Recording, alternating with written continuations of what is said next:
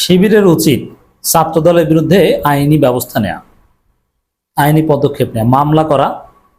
Already ওই ছাত্রদলের এখন নতুন বন্ধু, এখন আওয়ামী লীগের মিত্র বলা যাবে না, ছাত্রদল বা বিএনপির মিত্র ছাত্র ফেডারেশন নাকি এদেরকে শিবির লিগ্যাল নোটিশ দিয়েছে। লিগ্যাল নোটিশ মানে কি? সামনে কেস করবে। লিগ্যাল নোটিশ মানে সতর্ক করা, কেস করার একটা ধাপ। এই নোটিশের জবাব দিতে হবে, জবাব সন্তোষজনক না হলে, জবাব না দিলেই মামলা করবে। ছাত্রদলের বিরুদ্ধে শিবিরের মামলা করা দরকার, মানহানির মামলা করা দরকার, প্রোপাগান্ডার মামলা করা দরকার। ছাত্রদল সভাপতি শিবিরের বিরুদ্ধে ভয়ঙ্করতম মিথ্যাচার করছে।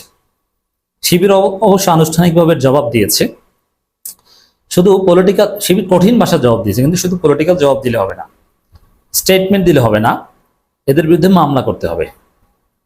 এই ছাত্রদলের এই সাপ্রি সভাপতি, থার্ড ক্লাস নিচু মানসিকতার অর্ধশিক্ষিত এই অযোগ্য সভাপতি, তিনি শিবিরকে বলছে রক কাটা। কত বড় ভয়ঙ্করতম মিথ্যাচার! শিবিরকে নিশ্চিহ্ন করতে চায়। On the other hand, Dhaka বিশ্ববিদ্যালয় শিবির তারা ঢাকা বিশ্ববিদ্যালয়ের 104 বছরের ইতিহাসে নজির স্থাপন করে, মেজবানের আয়োজন করে, কোরবানি দিয়ে উৎসবের আয়োজন করে। শিবির যখন গরু ছাগল খাসি কোরবানি দেয় এবং সেটা খাওয়ায়, শিবির যখন গরু মিছিল করে, সাইমুম ঈদ সন্ধ্যা করে, তখন ছাত্রদল বহিরাগত ব্যবসায়ীকে ক্যাম্পাসের ভিতরে এনে আটকে রেখে চাঁদাবাজি করে। মানে শিবির কোরবানি দেয়, ওরা চামড়া বেচে, ওরা গরুর হাট, শিবির গরু কেনে, ওরা গরুর হাটের দালালি করে। শিবির গরু কেনে আর ছাত্রদল গরুর হাটে চাঁদাবাজি করে, এবং এটা করতে যে ধরা পড়ে এবং বিশ্ববিদ্যালয় কর্তৃপক্ষ শাস্তিও দেয়। তাদের আবাসিক স্ট্যাটাস বাতিল করে ছাত্রদল নেতার।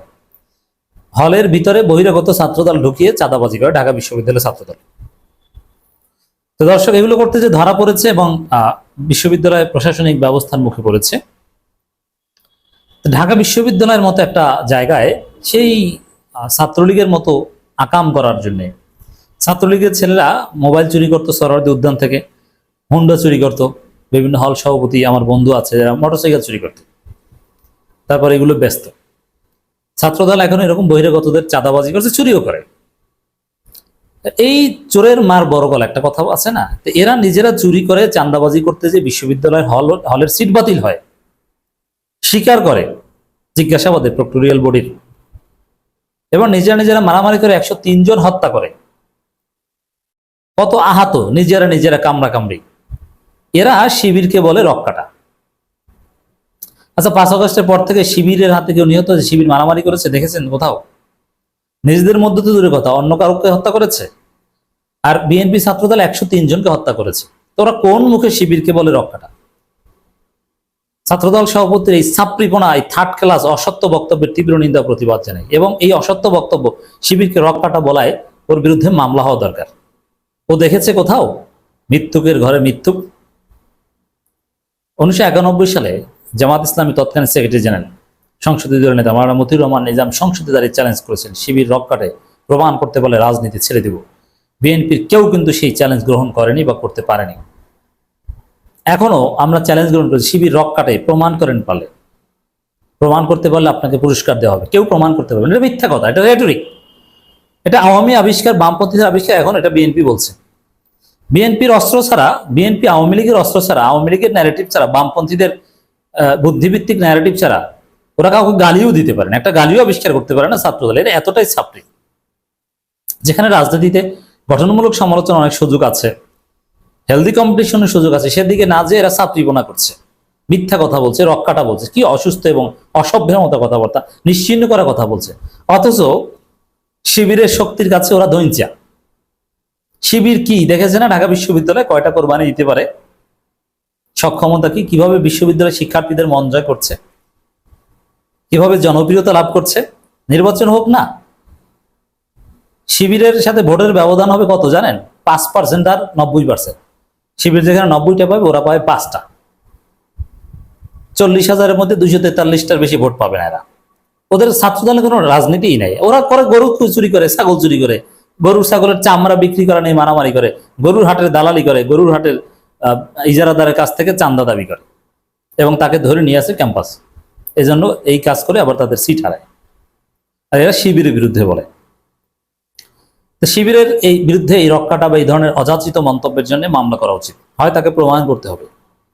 এখন রাজনীতিতে অনেক রেটরিক ওগুলো বলা হয়, কিন্তু এই এত বড় অসভ্য জঘন্য অপবাদ দেবে শিবিরকে, এটা যুগ যুগ ধরে চলতে দেওয়া যায় না।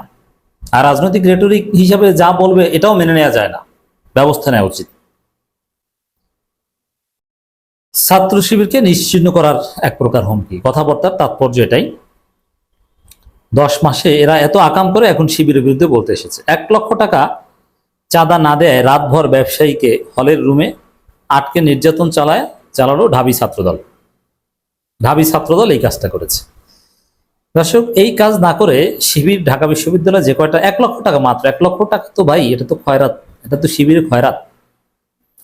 শিবির 1 লক্ষ টাকার জন্য এত বড় জঘন্য কাজ করে এখন হল থেকে বিতাড়িত হওয়া লাগে?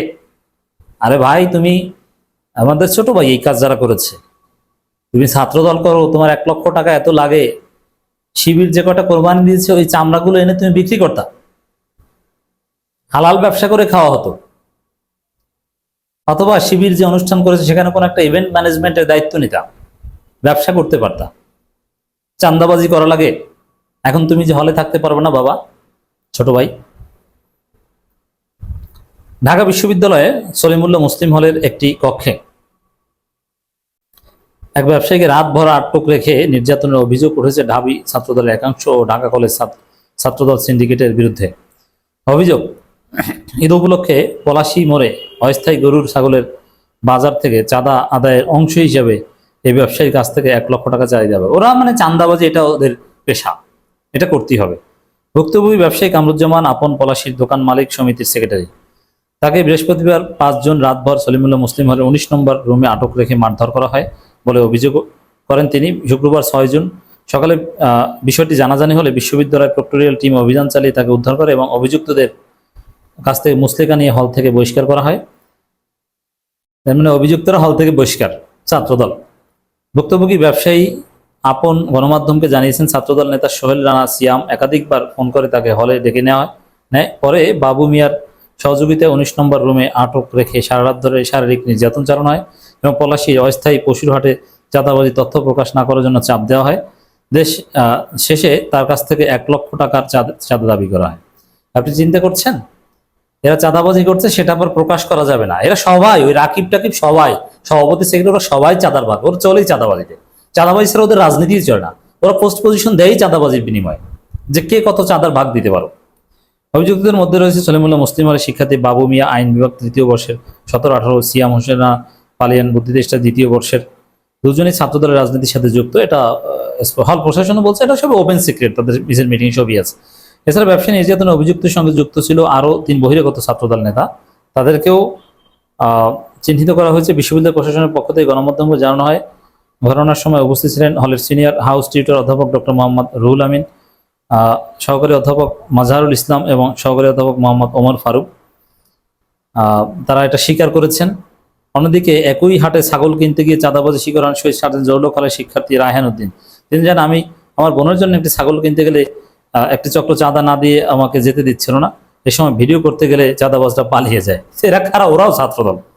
ওরা গরু ছাগল হাটে চাঁদাবাজি করে, আর শিবির গরু ছাগল কিনে শিবিরের কাছে চাঁদা চাইতে একদম ঢুকাই দিত চাঁদা।